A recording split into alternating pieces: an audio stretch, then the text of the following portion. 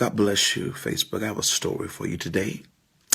There's a group of individuals that was headed to a destination. They got on the plane, the flight attendant and the pilot, and they got ready to take off. Upon taking off, as they began to ascend, they noticed that there was a snake on the plane. The flight attendant went to the pilot and said, "Listen, we need to land because there's a snake on this plane." The pilot looked back at the flight attendant, slightly smiled, and continued to go a little bit higher.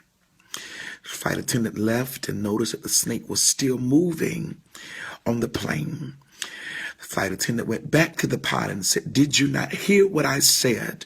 We need to land. There's a snake on this plane." The pilot looked back at the flight attendant and slightly smiled and went up just a little bit more higher. By this time, the flight attendant went back out to make sure the people were okay, and she said, "Listen, the snake is still on this plane. What is wrong with you? I told you that we need to land. Somebody is going to get hurt."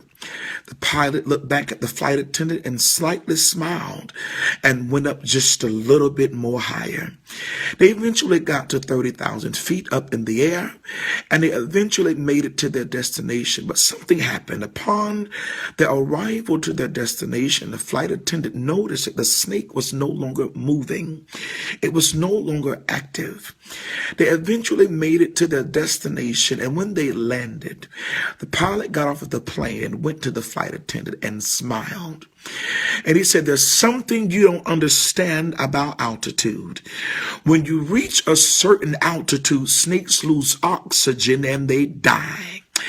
I want to prophesy unto somebody right here that you've been dealing with some situations and with some folk around you that did not mean you any good. But God said they meant it for your bad, but he meant it for your good. But see, you don't have time to focus on your haters.